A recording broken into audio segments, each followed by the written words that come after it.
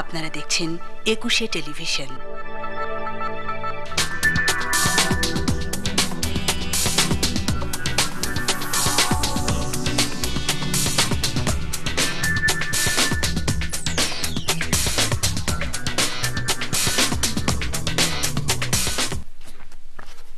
আমন্ত্রণ দর্শক, প্রিয় দর্শক, আমন্ত্রণ 21 রাতে। আপনারা জানেন তিস্তা সম্পর্কে নতুন করে কিছু বলার নেই। তিস্তা নদীর যে ন্যায্য হিস্সা আমরা পাচ্ছি না, তা নিয়ে সরগরম রাজনীতি।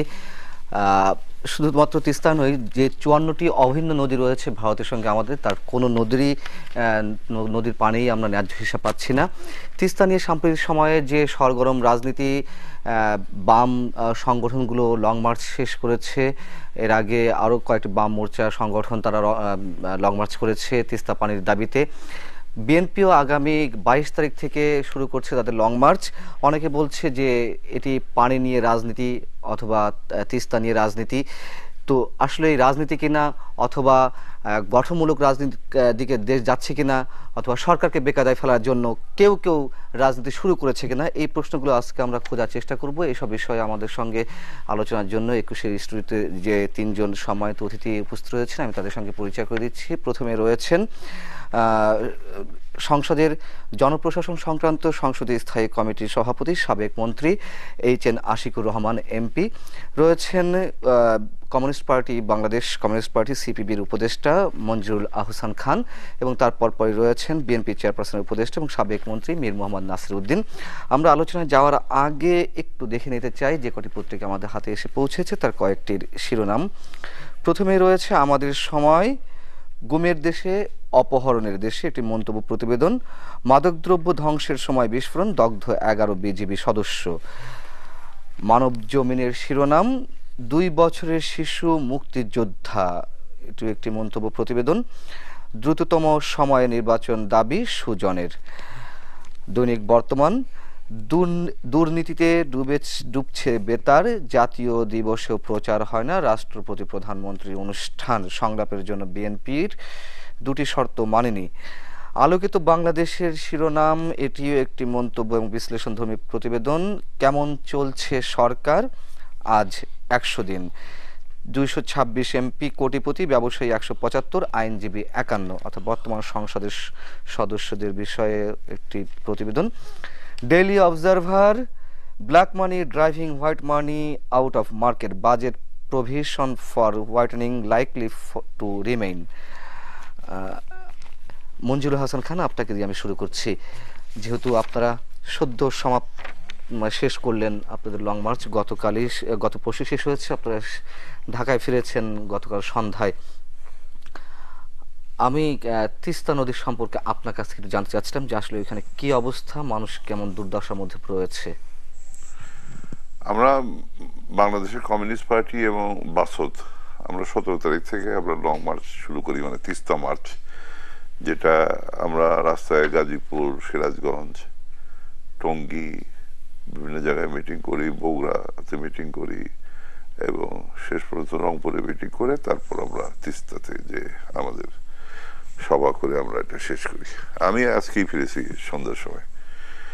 তো সেখানে ব্যাপক মানুষের মধ্যে সাড়া পড়েছে। সাধারণ মানুষ এটা বুঝেছে এটা একটা ন্যাশনাল ইস্যু এবং এটা ন্যাশনালি আমাদের ডিল করা দরকার, ইউনাইটেডলি আমাদের ডিল করা দরকার। এটা বাংলাদেশের অস্তিত্বের প্রশ্ন।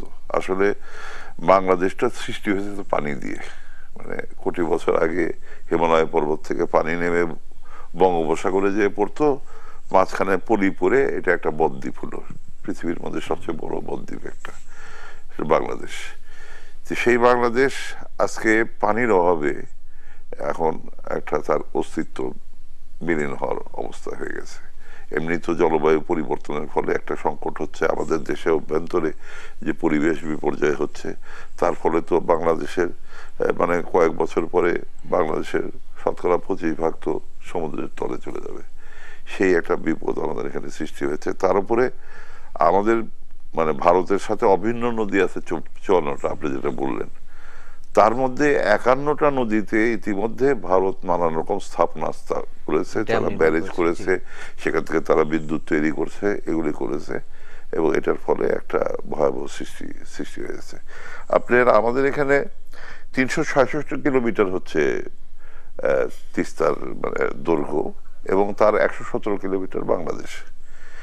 তো এই পানির উপরে অবশ্যই ভারতের হিস্সা আছে, এই পানির উপরে আমাদের বাংলাদেশের হিস্সা আছে, এবং এটা হচ্ছে আন্তর্জাতিক কনভেনশন, আন্তর্জাতিক প্র্যাকটিস, আন্তর্জাতিক নীতি। কোন প্রবাহমান পানির ব্যাপারে আমাদের দেশের অভ্যন্তরেও কোনো দিক দিয়ে যদি আপনার প্রবাহ হয় উজানে একটা, ফট করে আপনি বাদ দিতে পারেন না নিচের লোকের পারমিশন ছাড়া, এটা হচ্ছে নিয়ম।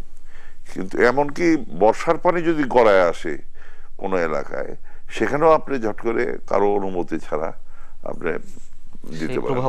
আর এটা আন্তর্জাতিক কনভেনশনও আছে, সেইটা কনভেনশন লঙ্ঘন করে একতরফা ভাবে ভারত পানি প্রত্যাহার করে নিয়েছে। এবং প্রায় আমাদের এখানে আপনার শীত মৌসুমে 14,000 কিউসেক আসতো, মানে 5 থেকে 8,000 কিউসেক শেষ পর্যন্ত আসতো, এবং সেই জায়গায় এসে এখন এটা 500। গত বছর 3,500 কিউসেক পাওয়া যাচ্ছিল, এই 2014-তে এসে 2,700 কিউসেক থেকে 550 পর্যন্ত 500 কিউসেকে চলে এসেছে আর কি। এবং আমরা গেলাম তো ওখান থেকে একটা 1000 কিলোমিটার লম্বা আপনার খাল খনন করা হয়েছে, ওই পানিটা নিয়ে তিস্তা ব্যারেজ যেটা দেওয়া হয়েছে সেখান থেকে পানিটা নিয়ে সেচ করা হবে। বিপুল জায়গা, সম্পূর্ণ মরুভূমি হয়ে যাবে। রাজনৈতিকভাবে একটু প্রশ্ন করি, যে লং মার্চ বা যে আন্দোলন শুরু হয়েছে, আপনার কি মনে হয় যে এই আন্দোলনের মধ্য দিয়ে দুই দেশের একটি সমঝোতা পৌঁছানো সম্ভব, অথবা ভারত পানি দিতে বাধ্য হবে, এরকম কি? আন্দোলনের তো বিভিন্ন পর্যায়ে আছে, আমরা তো ইতিমধ্যে দেখেছি। আমরা যখন গেলাম ওখানে যে শুনলাম মানে 4-5 দিন আগে সেখানে মানে কিছু পানি ছাড়া হয়েছে, এই লোকজন বলছে হ্যাঁ একটু পানি ছেড়েছে আর কি। এইটা একটা দেখলাম। এবং আমরা যদি এটা নিয়ে আন্দোলন করি, এই আন্দোলন তো শুধু এই জায়গায় থাকবে না, এখানে বিভিন্ন রাজনৈতিক দল আন্দোলন করছে, সরকারও চিঠিপত্র দিয়েছে এর কাছে। তো আমাদের কথা হচ্ছে, আমি বিশেষ করে বলেছি সবসময় যে দেখেন, ভারতে সেই সব দলগুলির মধ্যে নানান রকম মতভেদ আছে, কিন্তু তারপরেও তাদের একটা নিরাপত্তা কাউন্সিলের মতো আছে, সব দল একত্রে বসে সেই সমস্যা নিয়ে আলোচনা করে, এবং সেটা নিয়ে কিন্তু তারা কমন পলিসি নেয়। আজকে আমি বলি যে আমাদের এখানে জামাত বা শিবির, যারা হচ্ছে একটা ফ্যাসিস্ট দল, স্বাধীনতার বিরুদ্ধে যারা ছিল, তাদের বাদ দিয়ে আমাদের দেশের সমস্ত রাজনৈতিক দল যারা আমাদের বাংলাদেশের পক্ষে আছে, গণতান্ত্রিক সমস্ত দলগুলিকে ডেকে নিয়ে সরকারের বৈঠক করা দরকার, বলা দরকার যে এই প্রবলেমটা কেন হয়েছে। তারাও তো চিঠি দিয়েছে ইন্ডিয়ার কাছে, তারা এই প্রবলেমটা বলুক, এবং তারা বলুক যে এই প্রবলেমটা সলিউশন করার জন্য আমরা কি করতে পারি, সেই বিষয়গুলি আলোচনা করে একটা ন্যাশনাল কনসেনসাস যদি হয়, এবং সবাই মিলিতভাবে যদি আমরা সেই অবস্থানটা নিই, তাহলে কিন্তু এটা প্রেশার অবশ্যই ভারতের উপরে পড়বে। আমি আশিকুর রহমান সাহেবের কাছে আসবো, তার আগে মীর মোহাম্মদ নাসিরউদ্দিন, আপনারাও প্রস্তুতি নিচ্ছেন লং মার্চের, মানে এটি অবশ্যই সবার নজর কেড়েছে যে একটি গঠনমূলক আন্দোলনের দিকে বিএনপির ছুটে চলা। তো এটাকে আমি যদি প্রশ্নটি এরকম করি যে আওয়ামী লীগের অভিযোগ টেনেই প্রশ্ন করি, এটি মাত্র শুধু আন্দোলনের জন্য আন্দোলন, নাকি আসলে গঠনমূলক কোন রাজনীতির ইঙ্গিত? ধন্যবাদ আপনাকে। আসলে সরকার গত 5 বছরে, এর আগে তো তারা ক্ষমতায় ছিল, গত 5 বছরে তারা চরম ব্যর্থতা প্রমাণ করেছে যে তারা আমাদের পানির ন্যায্য হিস্সা ভারত থেকে আদায় করতে পারেনি। টিবে মুখ বাঁধের জন্য আমরা সবাই আন্দোলন করেছিলাম, কিন্তু কোনো ফল আসে নাই। ভারতের প্রধানমন্ত্রী বাংলাদেশে এসে যাওয়ার সময় বলা হলো যে এখানে তিস্তা পানির শেয়ারের একটা চুক্তি হবে, এবং ফরেন মিনিস্টার দীপুমনি বলেছিল সেটা। It did not C the light of the day. যেখানে সরকার নীরব, সরকারের নতজানু পররাষ্ট্রনীতি বলবো না, নতজানু ওটা এখন কাস্টমারি ওয়ার্ড হয়ে গেছে। সরকারের চরম ব্যর্থতা এদেশের স্বার্থ রক্ষায়, সেই ব্যর্থ সরকারের দ্বারা, যে সরকার তাদের নৈতিক সমর্থনে এবং সরাসরি উলঙ্গ সমর্থনে ক্ষমতায় অধিষ্ঠিত, তো এই সরকার ভারত সরকারের বিরুদ্ধে কোনো বক্তব্য বা কোনো দাবি আদায় করতে পারবে সেটা বিশ্বাস করি না। তাহলে আন্দোলন কেন? আন্দোলন যে আমাদের হাসান সাহেব ভাই যেটা বলেছেন, আমাদের জনগণের বাঁচার অধিকার, এই দেশকে টিকে রাখার অধিকার আমাদের জনগণের কাছে রয়েছে। আমরা সবাই সম্মিলিতভাবে এই অপশক্তির বিরুদ্ধে আমরা আন্দোলন করে আমাদের দাবি আদায়ের জন্য আমরা সোচ্চার হব। ফলে হয়তোবা তাদের কিছু টনক নড়তে পারে, কিছু পানি ছাড়ছে বলছে। সরকারের দায়িত্ব হচ্ছে জাতি সবাইকে নিয়ে পানির জন্য ওই ভূমিকে যে ওনারা যেটা করে আসছে আমরা যেটা যাব লং মার্চ, সেটাকে নৈতিক সমর্থন দেওয়া। তারা যেহেতু পারছে না, কিন্তু আজকে কি স্টেটমেন্ট দেখলাম যে বিএনপি যদি লং মার্চ করে তাহলে পরিস্থিতি খুব ভয়ানক হবে। এখন বিএনপির জন্য ভয়ানক হবে এবং ভয়ানক বিএনপি নিজের জন্য চেষ্টা করছে না। লং মার্চ করলে নয়, কথাটি বুঝি এরকম যে লং মার্চের নামে নৈরাজ্য সৃষ্টি। লং মার্চের আমরা যাচ্ছি, সে নৈরাজ্য করার তো কোনো সুযোগ নেই। আমরা যাচ্ছি আমাদের পানির দাবির জন্য। এখন ওনারা মানে আসলে তো একটা অবৈধ সংসদে বসে ভোটারবিহীন অবস্থায় আপনার ক্ষমতায় থেকে ওই যাদের অনুগ্রহে ক্ষমতায় বসেছে তাদেরকে যেভাবে খুশি রাখা যায় সেদিন বক্তব্য তা রাখছেন। আপনি দেখবেন আজ এই বিএনপি সর্বপ্রথম ফারাক্কার ইস্যু নিয়ে জাতিসংঘ পর্যন্ত গিয়েছিল, জিয়া রহমান সাহেব, ন্যায্য হিস্যের জন্য। আজকে যদি বাইলেটারাল ইস্যুসগুলো যদি সেটেল না হয় তাহলে আমরা সেই ইউনাইটেড নেশনসকে আমরা ইনভলভ করছি না কেন? আপনার মমতা ব্যানার্জি একজন বলে যে মমতা ব্যানার্জির বিরুদ্ধের জন্য হচ্ছে না, তা আমরা ওখানে কয়টা প্রদেশ আছে, কয়টা রাজ্য আছে, প্রত্যেক রাজ্যের কাছে প্রধান কাছে যেতে হবে কিনা? প্রধানমন্ত্রীর উচিত আমাদের দেশের সংসদে এটা আলোচনা করে ঐক্যমতে একটা রেজলিউশন পাস করা, যে ভারতের কাছে যে সংসদে সবাই তারা আলোচনা করবে এবং তাদের ব্যর্থতা তুলে ধরবে, বা ভারত সরকার যদি তাদের ডিমান্ডে যদি অ্যাডভান্স না হয় তাহলে ভারতের বিরুদ্ধে একটা আপনার রেজলিউশন নেবে কন্ডেম করে তাদের অ্যাটিটিউড। সেটা তো সংসদ করছে না, কারণ এই সংসদ করা তার সেই নৈতিকতা তাদের নেই। আমি একটু এইচ.এন. আশিকুর রহমান আপনার দৃষ্টি আকর্ষণ করছিলাম, সেটা হচ্ছে যে মীর মোহাম্মদ নাসিরউদ্দিন বললেন যে সংসদে বসে প্রধানমন্ত্রীর নেতৃত্বে এটি আলোচনা আসতেই পারে, যে বিষয়টি আমরা জানি যে 2011-তে যে এমওই স্বাক্ষরিত হয়েছিল ভারতের প্রধানমন্ত্রীর সঙ্গে, তার ধারাবাহিকতায় একটা পর্যায়ে পশ্চিমবঙ্গ বেঁকে বসলো। এসব মানুষ জানে, কিন্তু বিষয়টা হচ্ছে যে সরকারের আন্তরিকতা রয়েছে। আপনারা বলছেন যে সরকার আন্তরিকতা রয়েছে, সরকার এর মধ্যে 5 বার চিঠি দিয়েছে, 5 বার আবেদন জানিয়েছে তিস্তার পানি যেন সেই সমভাবে বন্টনের চুক্তি না হওয়া পর্যন্ত যেন সমভাবে পেতে পারে। কিন্তু শুধু এটুকুর মধ্যে সীমাবদ্ধ থাকবেন, যেটি মীর মোহাম্মদ নাসিরউদ্দিন বলেছেন, সংসদে কেন এই নিয়ে আলোচনা হচ্ছে না? তাহলে আমরা আপনাদের আন্তরিকতা কিভাবে বুঝবো যে আপনাদের আন্তরিকতা রয়েছে এই বিষয়ে? আসলে সমস্যাটা ঐতিহাসিক। তার কারণ যে একটু আগে মঞ্জুর হাসান সাহেব বললেন যে 54টা অভিন্ন নদী আছে, পাকিস্তান আমল থেকেই কিন্তু ভারতের সাথে পাকিস্তানের সমস্যা ছিল।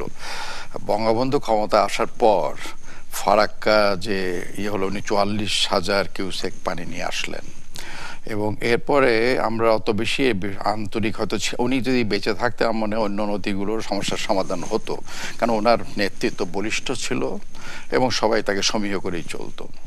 এবং উনি 40,000 এমন কিছু 40,000 উনি চেয়েছিলেন, তিনি পেয়েছিল না। তো ওটা আস্তে আস্তে কমতে যখন বিএনপি সরকার আসলো, তারপর এরশাদ সাহেব সরকারও নিজেরাই তারা 22,000 অর্ধেকে নিয়ে আসলো নিজেরাই।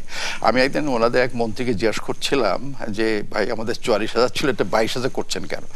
তো ওরা উত্তর দিলেন যে এই 44,000 পানি তো সব সমুদ্রেই পড়ে যাচ্ছে, এটি উত্তর দিয়েছিলেন আর কি। তো ওই ধরনের অ্যাটিটিউড। এবং বেগম জিয়া যখন ইন্ডিয়া গেলেন উনি তো ভুলে গেলেন ফারাক্কার কথা। তো আসলে এটা ঐতিহাসিক ব্যাপার। আমি শেখ হাসিনা বঙ্গবন্ধু কন্যা যে মাননীয় তাকে একটু অভিনন্দন জানাই, অন্তত মনমোহন সিংকে উনি নিয়ে আসছিলেন বাংলাদেশে এবং তিস্তা চুক্তি সই হওয়ার জায়গায় নিয়ে আসছিলেন। কিন্তু মমতার জন্য এটা যেহেতু একটা ফেডারেল স্টেট তার পারে নাই, কিন্তু ওই জায়গাটা উনি নিয়ে আসছিলেন।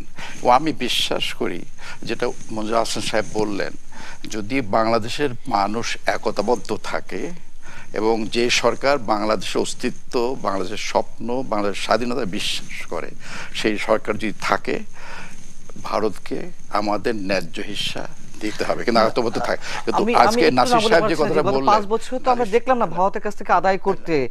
আমরা ট্রান্সশিপমেন্টের বিষয়টি আমরা দেখেছি অলিখিতভাবে তাদেরকে এক ধরনের ট্রান্সশিপমেন্ট বলি বা ট্রানজিট বলি, তিতাস নদীর উপর দিয়ে বাদ দিয়ে, সরাসরি বাদ দিয়ে সেখানে তাদের ত্রিপুরা বিদ্যুতে পালাটানা বিদ্যুৎ কেন্দ্রের জন্য পথ তৈরি করে দেওয়া হলো। বিদ্যুতের করিডোর নিয়ে কথা হচ্ছে, রামপালে বিদ্যুৎ কেন্দ্র এক পর্যায়ে উদ্বোধন হয়ে গেছে। আমরা কেন অন্তত এই তিস্তার এই যে রাজনীতির মধ্যে আমরা গোলকধাঁধার মধ্যে পড়ে আছি? না, সমস্ত তো ধারাবাহিকভাবেই হবে। রামপালে যারা ভারত থেকে তো আমরা বিদ্যুৎ নিয়ে আসছি, রামপালেও এটা যৌথ অংশীদারিত্বে কয়লা হচ্ছে, আর ভুটান থেকেও বিদ্যুৎ আসছে, ভারত থেকে আরও বিদ্যুৎ আসবে।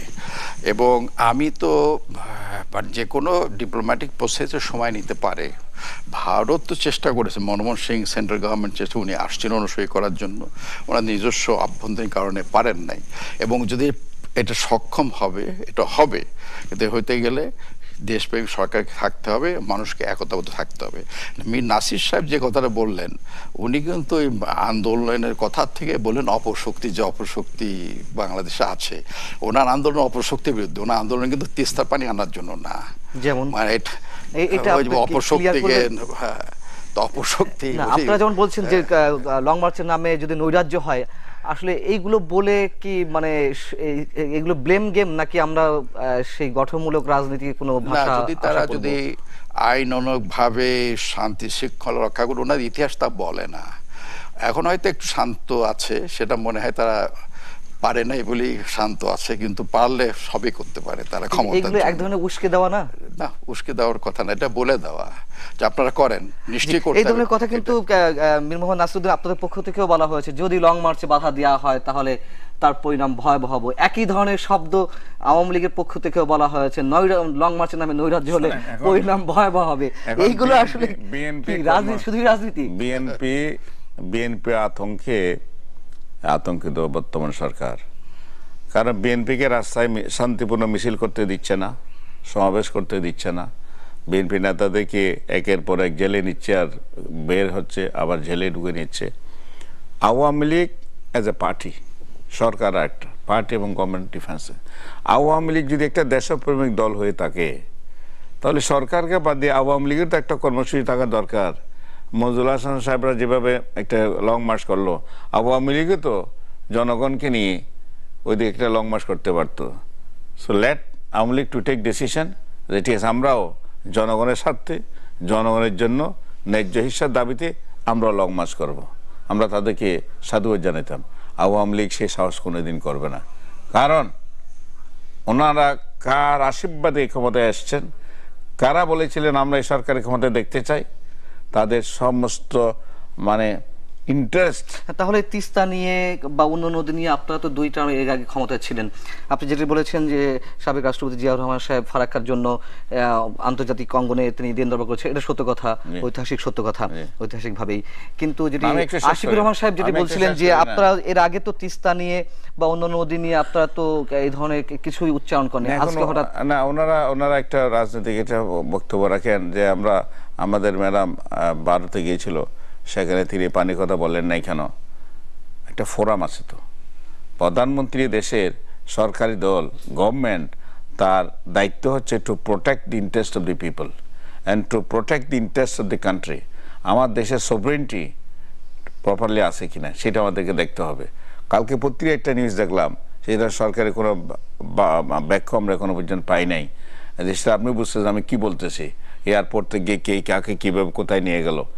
অর্থাৎ এই দেশের স্বাধীনতা সার্বভৌমত্বর জন্য বিএনপি সবসময় আনকম্প্রোমাইজিং। বিএনপি সভরেন্টি এট এ স্টেক। কেন এট এ স্টেক বল? আমার বিএসএফ আমার বর্ডার, আমার নিরীহ মানুষকে হত্যার পর হত্যা, খুনের পর খুন হচ্ছে, একটারও কোনো বিচার নেই। আমার বোন ফেলানিকে গুলি করে তারে লটকিয়ে রেখেছিল, কই তার কি বিচার হয়েছে? অর্থাৎ সরকার এই পর্যন্ত এগুলোকে নিয়ে পর্যন্ত আপনার একটা বক্তব্য রাখার সাহস নেই সরকারের। এই দুর্বল এবং জনগণের ভিত্তি ছাড়া, জনরায় ছাড়া সরকারের এই অবস্থা হয়। সমস্যাটা যে হচ্ছে, পানির সমস্যাটাই হচ্ছে, এই সমস্যাটা হচ্ছে বাংলাদেশের সাথে ভারতের সমস্যা, ভারত সরকারের সমস্যা। এই সমস্যাকে তো সেইভাবে ডিল করতে হবে। সমস্যা হয়ে যাচ্ছে এখন, এটা হচ্ছে আওয়ামী লীগ আর বিএনপির যুদ্ধ হয়ে যাচ্ছে।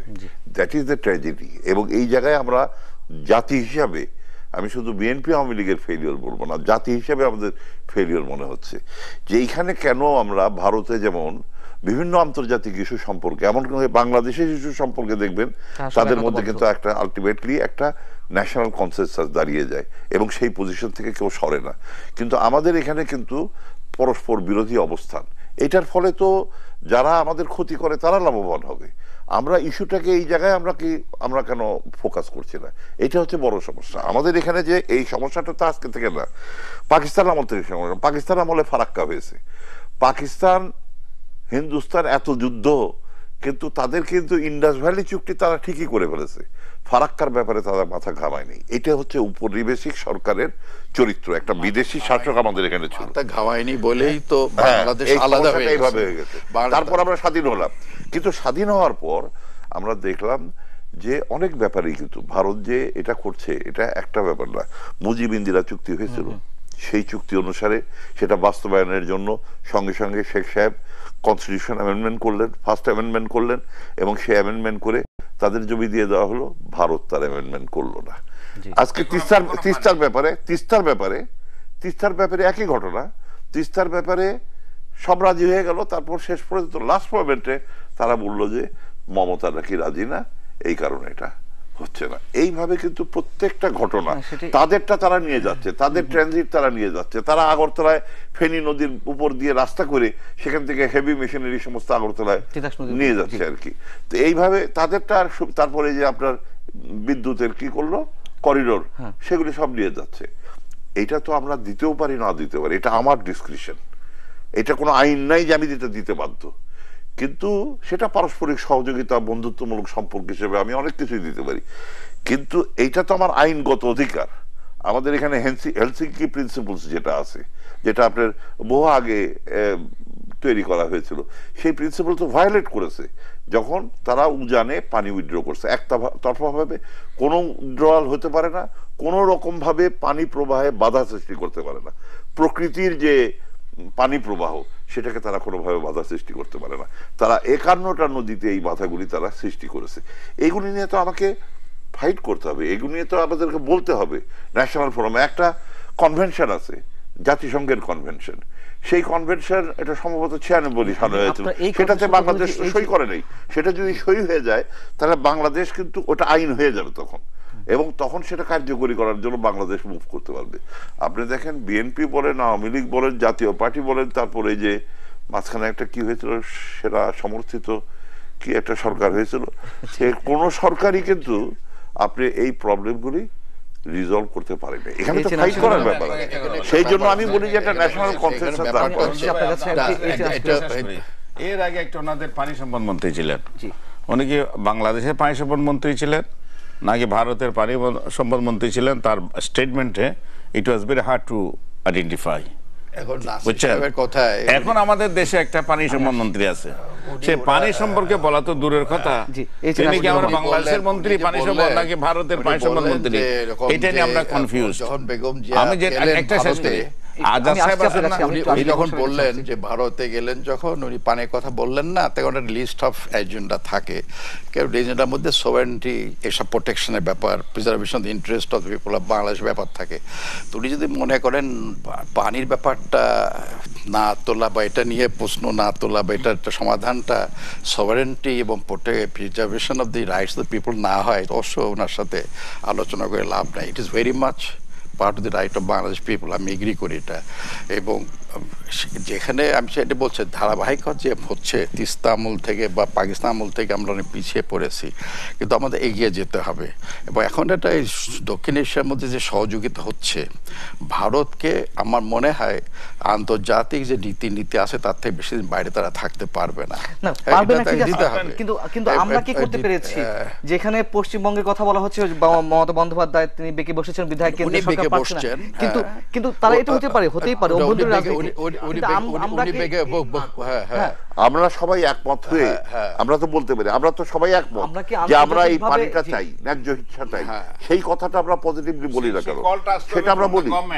গভর্নমেন্ট আজকে কল Government দেয় কে সেটা সারা বলছে দেশের না। জনগণকে। একটু আপনার কাছে আশা করছি না, এক সেকেন্ড, আমি ওনার শেষ করতেছি। Government সেটা গভর্নমেন্টের বলবে, ডিউটি বলছে হচ্ছে to make a clear and call, যে সমস্ত দেশে আমরা আসুন, আমরা সবাই আমাদের পানির ন্যায্য হিস্যার জন্য আমরা একসাথে আমরা প্রসিড করি। ওনারা যে গেলেন, গভর্নমেন্টের আপনি সেটা- এখানে- গভর্নমেন্ট দলদার যে সেখানে গেলেন, নীরব। এখানে তো সরকারের নৈতে, ওখানে তো কোনো গভর্নমেন্ট যে সেখানে নীরব। আপনারা গভর্নমেন্টের ওই শান্তি শক্তি রক্ষা নাই করুন। বাম- যে এই ভারত বাম সরকারের কাছ দলরা থেকে যখন গেলেন, দাবি আদায় করা, আজকে সেই শক্তি গেলেন, গভর্নমেন্ট সেটা এখানে তো কোনো বাধা দেওয়া হলো না। শোনেন, দুইবার এটাও আবার এখানে তো খেয়াল ওনাদের করেন, attitude টা তো দুইবার কিন্তু অন্যরকম। ইন্ডিয়া বিহাইন্ড বিএনপি, যখন বিএনপি পাওয়ারে আসছিল দুইবার, এবং এইবারও আপনারা যে ইলেকশনের আগে এবং ইলেকশনের পরে খালেদা জিয়া 2টা প্রেস কনফারেন্স করলেন, স্টেটমেন্ট দিলেন, সেখানে কি আছে? সেখানে ইন্ডিয়ার কাছে কিন্তু কতগুলি প্রস্তাব আছে, আপনারা হাত আমরা বাড়িয়ে বোধহয় দিয়েছেন। আশিকুর সেই রহমান- জিনিসগুলিও দেখেন, সব দিক থেকেই সমস্যা হয়েছে, আশিকুর কিন্তু আমি রহমান বলি এই সমস্যাগুলি না ভেবে রামপালের কমন পজিশনে আমরা আসি। ব্রাদার, ওইদিন আমরা এয়ারপোর্টে আসছি। শোনেন, ওইদিন এয়ারপোর্টে আমাদের যে ইউনিভার্সিটি গ্রান্ট কমিটির চেয়ারম্যান আজাদ সাহেবের ওয়াইফের সাথে আমার দেখা হলো। সে ভেরি লার্নেড, উনি আবার আমাদের মাননীয় প্রধানমন্ত্রী নাকি ক্লাসমেট। উনি ওখানে বলছিল, আমি সুন্দরবন থেকে আসছি, রামপালের অবস্থা দেখে মনে হচ্ছে না বাংলাদেশের একটা ভয়ানক পরিস্থিতি।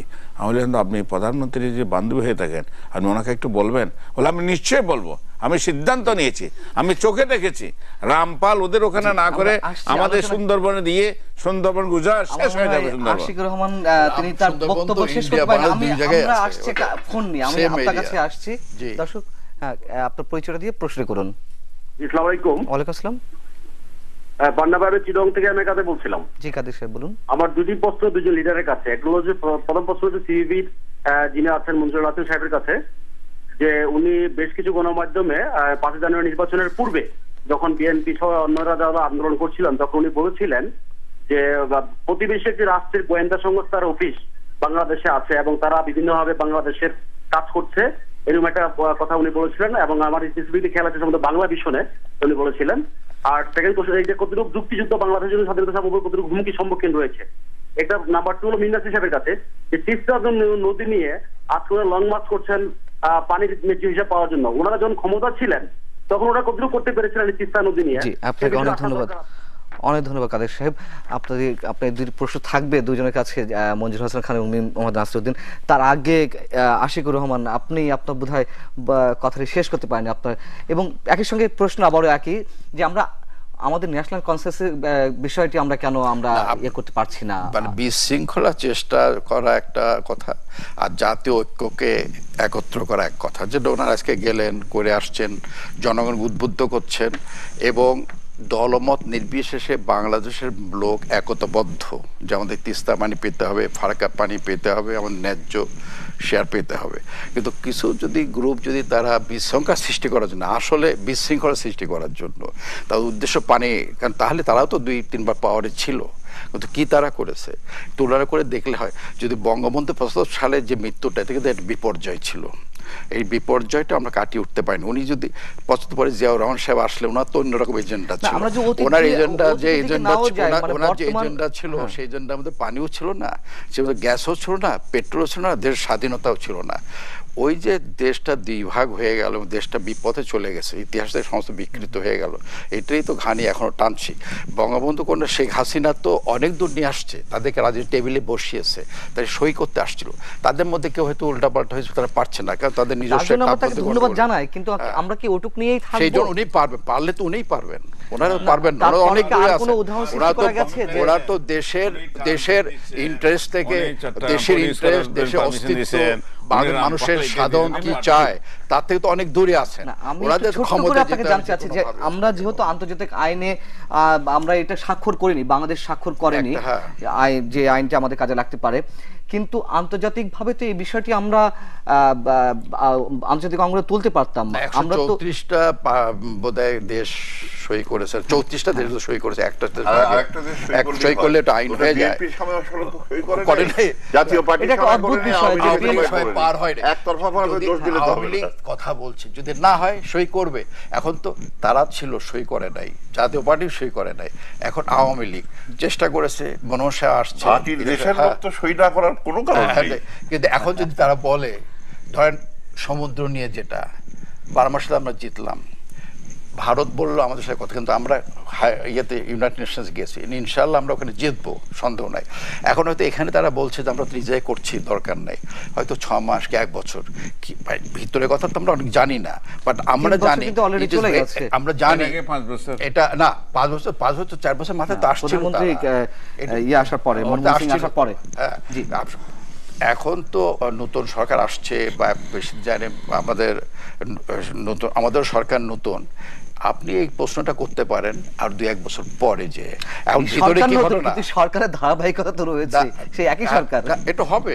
আমি এটা না দিয়ে, যেটা আমাদের ন্যায্য হিস্সা না দিয়ে পারবে না, কারণ আমি যেটা বলছি যে এখানকার রাজনীতি বলতে আশাবাদের কথা বলছেন, এবং সেটি তাকিয়ে থাকতে হচ্ছে ভারতের দিকে। আশাবাদ না, ভারতের সাথে আমাদের তো এটা তো জিওপলিটিক্যাল সিচুয়েশন, ভারতকে আমাদের দরকার, আমাদেরকে ভারতের দরকার আছে, এবং আমরা সমতার ভিত্তিতেই যোগাযোগটা মেলমেশ বলেন, দেওয়া নেওয়ার ব্যাপারটা আছে, তবে এর মধ্যে একটা ধৈর্যের ব্যাপার আছে, স্ট্র্যাটেজিক ব্যাপার আছে, বার্গেনিং ব্যাপার আছে। হ্যাঁ, দিয়ে দিলেন আপনি, তো বার্গেনিং জায়গা রাখলেন না, সেই জায়গাগুলি আপনার কাছে ভারত যখন এই বিহেভিয়ার করলো বঙ্গবন্ধুর সাথে এগ্রিমেন্টের পর, তখন থেকে সতর্ক হয়ে যাওয়া উচিত ছিল। আশিক ভাই, আজকে একটা অ্যালার্ম নিউজ দেখলাম, বিজেপি নেতা স্বামী বলেছেন বাংলাদেশে খুলনা থেকে সিলেট পর্যন্ত, এটা একটা কন্ট্রোভার্সিয়াল, তিনি কিভাবে কথা বলেছে এটা নিয়ে অবশ্য বিতর্ক অবতারণা রয়েছে, সেদিকে আমি যাচ্ছি না। আপনার কাছে আমার যে প্রশ্ন, পাকিস্তানে অনেক জায়গা বলেছিল, যেটি মঞ্জুর হাসান খান, বাংলাদেশের স্বাধীন যুদ্ধ হচ্ছিল, পাকিস্তান জায়গা বলেছিল পরিবর্তন আবার চাচ্ছেন, আপনারা যে বিবৃতি দিয়েছেন নির্বাচনের ব্যাপারে, আপনারা তো বলেছেন যে ওরাই যে ইঙ্গিতে বলেছেন ওরাই আসুক ক্ষমতায়। 71 সালে লড়াই হচ্ছিল, তখন পাকিস্তানে কোন জেনারেল বলেছিল দিল্লিতে সে ব্রেকফাস্ট করবে। মঞ্জুর হাসান খান বলেছেন যে আওয়ামী লীগ যেমন সেই আইনে স্বাক্ষর করেনি, আপনারাও তো ক্ষমতায় ছিলেন, আপনারাও সেই স্বাক্ষর করেননি, জাতিসংঘ কনভেনশনে স্বাক্ষর করেনি। একই সঙ্গে দর্শকের একটি প্রশ্ন ছিল যে আপনারাও তো 2 দফায় ক্ষমতায় ছিলেন, তিস্তার জন্য কি করেছেন? আচ্ছা, আমরা যখন ক্ষমতায় ছিলাম তখন পানির জন্য এটা এই তিস্তার যে আমরা হলাম আপার রাইপের, আমরা হলো লোয়ার রাইপের কান্ট্রিজ, আমাদের সময় এতটুকু পানি ক্রাইসিস তারা সৃষ্টি করে নাই, কারণ তারা মনে করতো যে বিএনপি জনগণের সরকার, এখানে যদি আমরা তাদের শেয়ার পুরোপুরি না দিই, যদি বেশি কম দিই, তাহলে the whole situation will be revolutionary.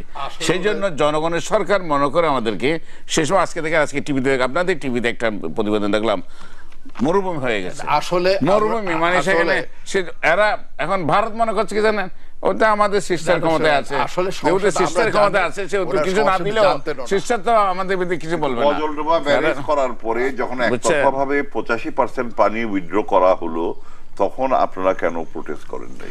আমরা প্রোটেস্ট করেছি, উনি যেটা বললেন উপরে পানি নিচে পানি, এটা ভাগাভাগি ব্যবহার, কিন্তু একটা কথা, আপনি যে নিচে পানি ব্যবহার না করেন,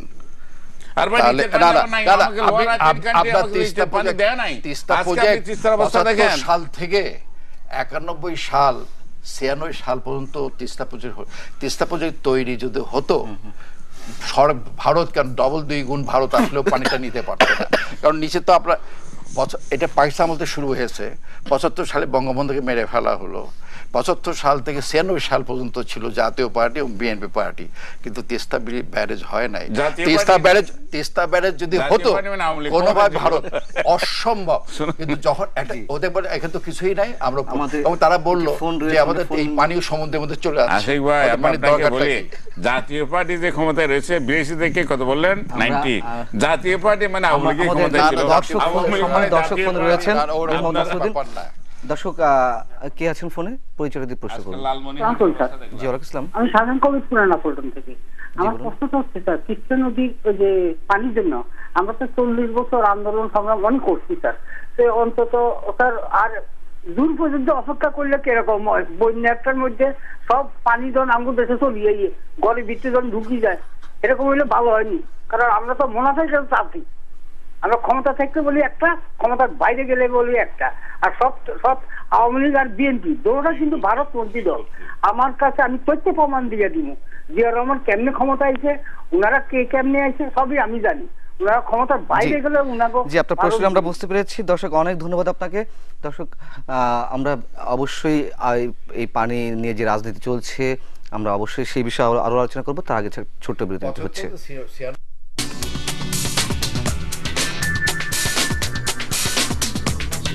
দর্শক দেখছেন 21 রাত, আলোচনা করছি তিস্তার পানির হিস্সা নিয়ে। মঞ্জুর হাসান খান, যেটি বিরতিতে যাওয়ার আগে একজন দর্শক ফোন দিয়েছেন, আওয়ামী লীগ এবং বিএনপি এগুলো নিয়ে শুধু রাজনীতি করছে, ক্ষমতা থাকলে এটার পক্ষে অনেক কিছু বলছে, ক্ষমতা না থাকলে বিপক্ষে অনেক কিছু বলছে, আপনার কি মনে হয়? হ্যাঁ, এটা সমস্যা হয়ে গেছে আমাদের এখানে, যে আমাদের এখানে একটা ট্র্যাডিশন হয়ে গেছে।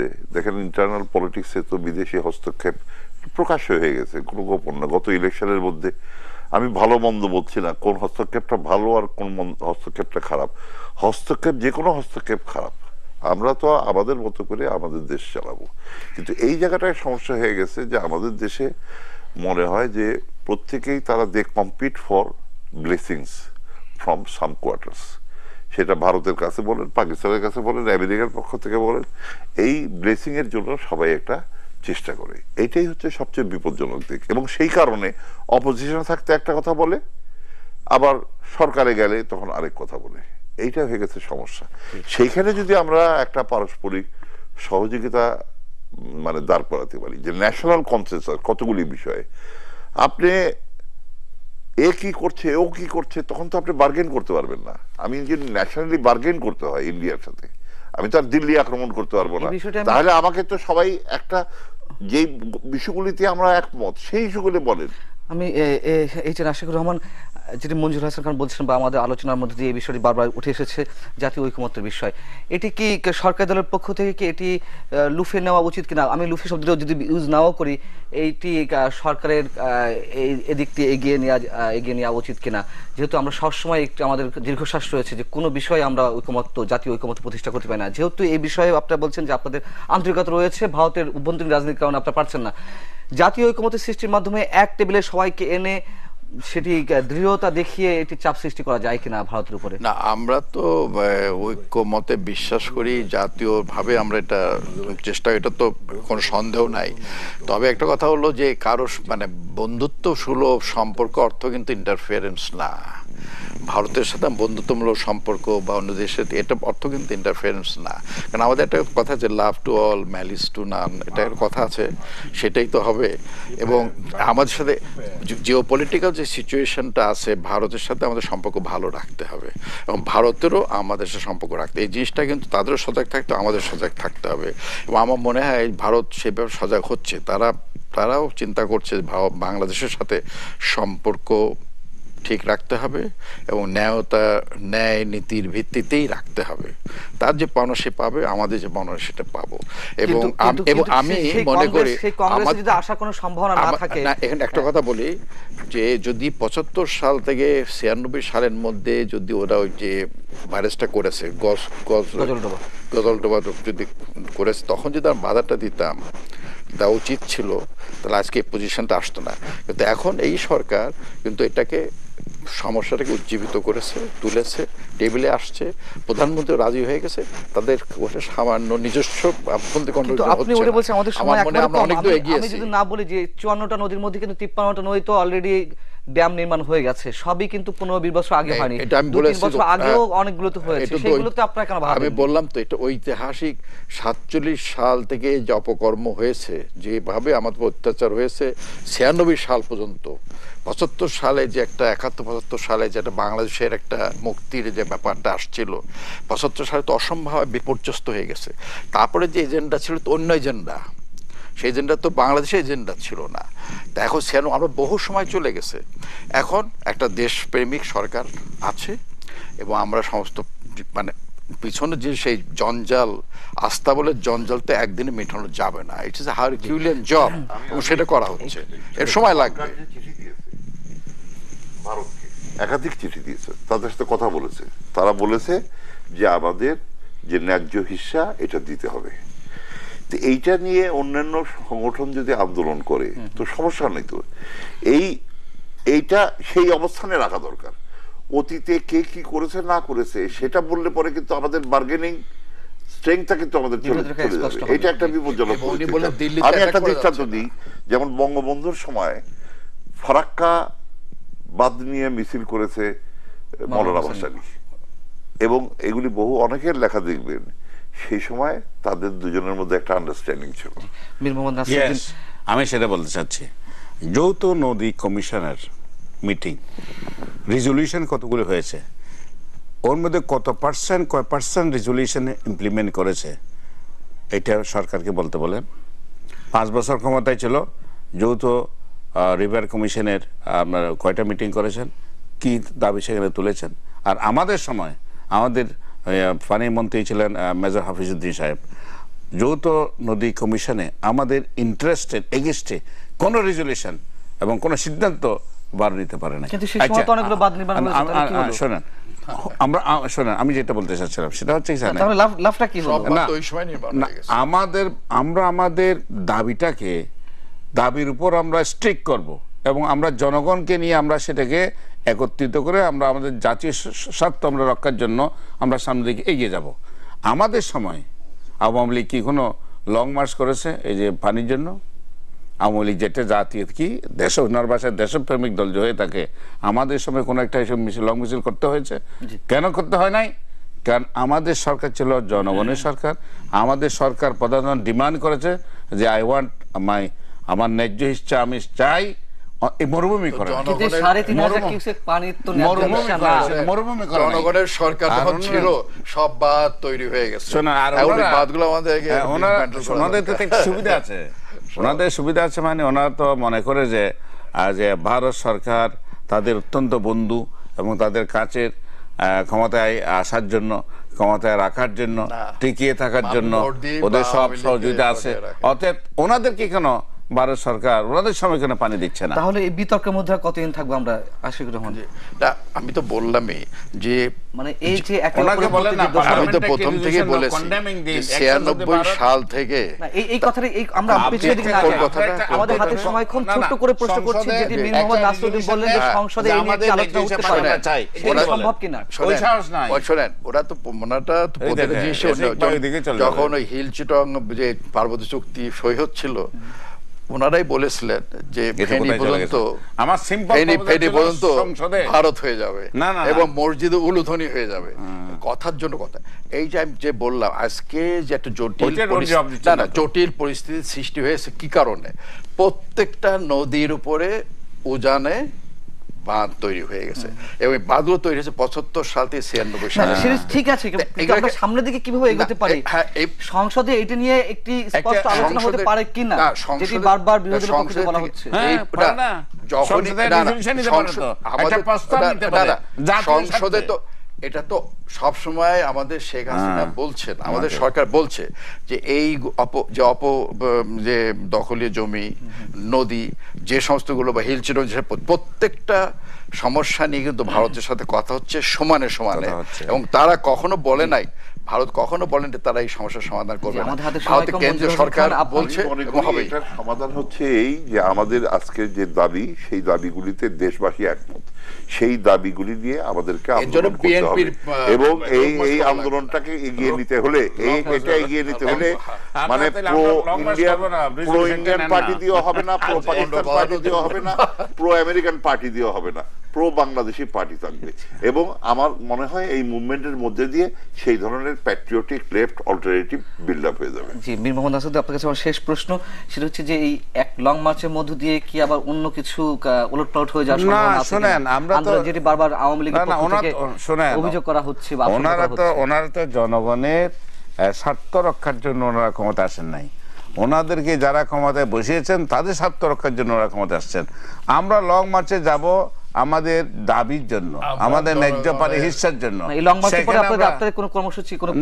কর্মসূচি থাকবো আমাদের। আমরা এই অবৈধ সরকার, অবৈধ সংসদ, অবৈধ এমপি সাহেবরা যারা বিনা ভোটে আজকে সংসদে বসে আছে, এটা হচ্ছে জনগণের সরকার নয়, অতএব জনগণের কাছে নাই।